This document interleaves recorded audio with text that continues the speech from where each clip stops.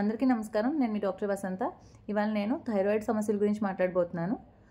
ముఖ్యంగా last time మనం thyroid తక్కువ ఉండడం వల్ల ఎటువంటి సమస్యలు వస్తాయి, దానికి ఏం ట్రీట్మెంట్ తీసుకోవాలి, ఎలా టెస్ట్ చేయించుకోవాలి, ఎలా ఫాలోఅప్ చేయించుకోవాలి అన్నది చెప్పాను కదా. ఇప్పుడు వచ్చేసి ఇవాళ థైరాయిడ్ ఎక్కువ అయితే ఏంటి సమస్యలు వస్తాయి, ఎలా ఫాలోఅప్ చేయాలి, ఏం టెస్టులు చేయించుకోవాలి, ఎన్ని రోజులు ట్రీట్మెంట్ తీసుకోవాలి, ట్రీట్మెంట్ ఆప్షన్స్ ఏమున్నాయి, ఇంకా ప్రెగ్నెన్సీలో ఏంటి, ఆ ట్రీట్మెంట్ తీసుకోవడం వల్ల మనకి ఎలాంటి సైడ్ ఎఫెక్ట్స్ ఉంటాయి, ఎప్పుడు డాక్టర్ని కన్సల్ట్ చేయాలి అనే విషయాలు చెప్తాను. మొట్టమొదటిగా వచ్చేసి మనకి థైరాయిడ్ ఎక్కువ అని మనకి ఎలా తెలుస్తుంది అంటే మనం కొంతమంది ఆల్రెడీ ట్రీట్మెంట్ తీసుకుంటున్నారు, వాళ్ళు ఏమన్నా ఎక్స్ట్రా డోస్ తీసుకున్నారా, లేదా థైరాయిడ్ ఎక్కువ అవడానికి ఇంకా కారణాలు ఏంటి అంటే గ్రేవ్స్ డిసీజ్ అని ఉంటుంది అనమాట. అంటే ఆటో యాంటీబాడీస్, మన ఇమ్యూనిటీయే మన థైరాయిడ్కి ఎగనెస్ట్గా ఫైట్ చేయడం వల్ల అది మనకి ఎక్కువ థైరాయిడ్ హార్మోన్ ప్రొడ్యూస్ చేసి గ్రేవ్స్ డిసీజ్ కాజ్ చేస్తుంది. దాంతోపాటు టాక్సిక్ మల్టీనాడ్యులర్ గాయిటర్, అంటే మన ఇక్కడ థైరాయిడ్ గ్లాండ్ ఏదైతే ఉందో అది బాగా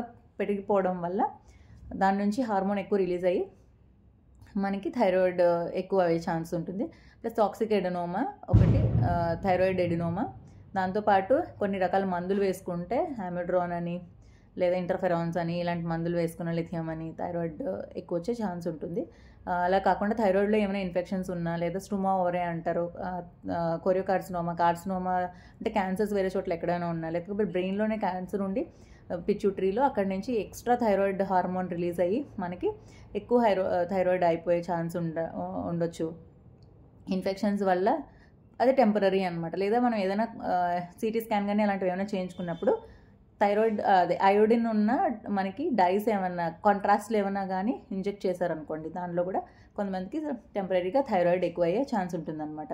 సో మనకి థైరాయిడ్ ఎందుకు ఎక్కువైంది, కూడా ట్యాబ్లెట్స్ ఎక్కువ తీసుకోవడం వల్ల అయిందా, లేకపోతే నేను పైన చెప్పిన కారణాల వల్ల అయిందా అనేది మనం చూసుకోవాలి. మనం థైరాయిడ్ ఎక్కువైతే ఎలాంటి సిమ్టమ్స్ ఉంటాయి అని అంటే బాగా రెస్ట్లెస్గా ఉంటాము, చిరాగ్గా ఉంటాము, నిద్ర రాకుండా ఉంటుంది, భయంగా అనిపిస్తుంది, ఆందోళనగా అనిపిస్తుంది, మాటికి బాత్రూమ్ వస్తూ ఉంటుంది, లూజ్ మోషన్స్ అవుతూ ఉంటాయి, కొంచెంగా చాలాసార్లు వెళ్ళాల్సి వస్తుంది, బరువు తగ్గిపోతాము, ఆకలి బాగా వేస్తుంది అయినా సరే బరువు తగ్గిపోతూ ఉంటాము. మగవాళ్ళలో అయితే సెక్షువల్ డిజైర్ అంటే సెక్స్ మీద ఇంట్రెస్ట్ తగ్గిపోతుంది. ఆడవాళ్ళలో వచ్చేసి పీరియడ్స్ రెగ్యులర్గా అయిపోవడం, తక్కువ బ్లీడింగ్ అవ్వడం ఇలాంటివి జరుగుతాయి. ఇన్ఫర్టిలిటీ వచ్చే ఛాన్స్ ఉంటుంది. జుట్టు బాగా రాలిపోతుంది, జుట్టు బాగా పలచన పడిపోతుంది. దాంతోపాటు చేతులు వణుకుతూ ఉంటాయి. ఇంకా కొంతమంది గుండెదడ, ఆయాసం రావచ్చు, కాళ్ళ వాపులు రావచ్చు, చివరిగా కళ్ళు వాపులు రావచ్చు, కంటి చూపు కూడా పోయేంత సివియర్గా ఎక్కువ ఉంటే ఒకవేళ కంటి చూపు కూడా పోయే ఛాన్స్ ఉంటుంది. మనకు థైరాయిడ్ అని తెలియకుండా మనం ఏదైనా ఆపరేషన్కి వెళ్ళినా, ఏదైనా ఇన్ఫెక్షన్ వచ్చినా సరే థైరాయిడ్ స్టామ్ అంటారు, అది రావచ్చు. దాంట్లో ఏమవుతుందంటే జ్వరం వస్తుంది.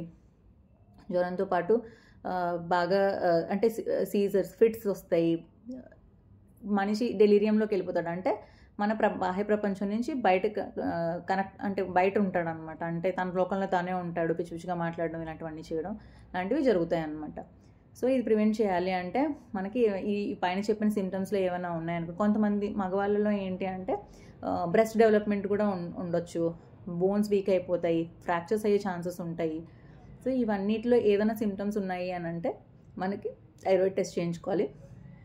చేయించుకున్న తర్వాత థైరాయిడ్ ఒకవేళ ఎక్కువ వచ్చింది అనుకోండి, T3 T4 ఎక్కువ వస్తాయి, TSH తక్కువ రావాలి నార్మల్గా. దీన్ని ప్రైమరీ హైపర్ థైరాయిడిజం అంటాం. థైరోటాక్సికోసిస్ అంటే ఏంటి అంటే ఈ ఎక్కువ థైరాయిడ్ హార్మోన్ ఉండడం వల్ల మన బాడీ మీద దుష్ప్రభావాలు ఏవైతే కలుగుతాయో దాన్ని థైరోటాక్సికోసిస్ అంటాం. TSH తక్కువ వచ్చి T3 T4 ఎక్కువ ఉన్నాయి అంటే ప్రైమరీ. అలాగే TSH కూడా ఎక్కువ ఉండి T3 T4 కూడా ఎక్కువ ఉన్నాయి అంటే మన పిట్యూటరీ నుంచి లేకపోతే ఎక్కడి నుంచి అయినా థైరాయిడ్ హార్మోన్ ప్రొడ్యూస్ అయ్యి అది మన థైరాయిడ్ గ్రంథి దగ్గరికి వెళ్ళి అక్కడి నుంచి ఎక్స్ట్రా T3 T4ని ప్రొడ్యూస్ చేస్తున్నట్టు అనమాట. ఇలా వచ్చిన వెంటనే ఐడెంటిఫై చేసుకున్న తర్వాత మనం ట్రీట్మెంట్ డాక్టర్ని వెంటనే సంప్రదిస్తే వాళ్ళు మనకి టెస్టులు చేస్తారు, తర్వాత ట్రీట్మెంట్ మనకి అడ్వైస్ చేస్తారు. ప్రెగ్నెన్సీ అయితే ముఖ్యంగా 3 రకాలు ఉంటాయి: propylthiouracil, carbimazole and methimazole. Propylthiouracil is reserved for pregnancy, ఎందుకంటే దీనివల్ల కొన్ని సైడ్ ఎఫెక్ట్స్, లివర్ ఎంజైమ్స్ అన్ని పెరిగే ఛాన్సెస్ ఇవన్నీ ఉండడం వల్ల ఓన్లీ ప్రెగ్నెన్సీలో ఫస్ట్ 3 నెలల వరకు ఇస్తారు. ఎందుకంటే కార్బమిజోల్, మెథిమజోల్ ఇవ్వడం వల్ల ప్రెగ్నెన్సీలో బిడ్డ మీద దుష్ప్రభావాలు ఉండే ఛాన్స్ ఉంటుంది. కాబట్టి ప్రొపైల్థైరాయిడిసిల్ ఫస్ట్ 3 నెలల్లోనే బిడ్డకు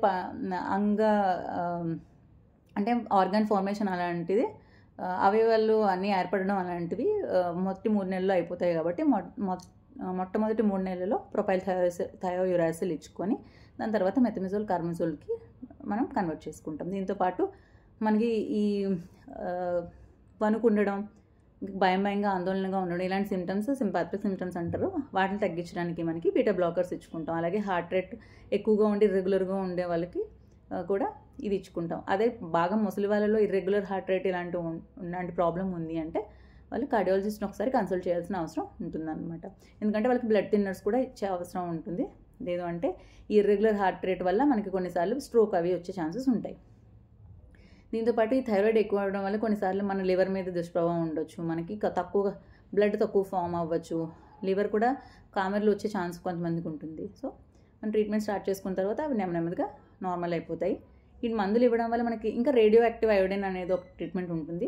అది వచ్చేసి మనకి ఫస్ట్ డోస్ ఇచ్చిన తర్వాత మళ్ళీ 6 నెలల తర్వాత డోస్ రిపీట్ చేస్తాం. దీనివల్ల సైడ్ ఎఫెక్ట్ ఏంటి అంటే మనకి కంప్లీట్గా ఎక్కువ ఉన్న హార్మోన్స్ బాగా తగ్గిపోయి ఒక 30-40% మెంబర్స్లో హైపో అంటే బాగా థైరాయిడ్ తగ్గిపోయి లైఫ్ లాంగ్ మనకి థైరాయిడ్ సప్లిమెంట్స్ తీసుకోవాల్సిన అవసరం రావచ్చు.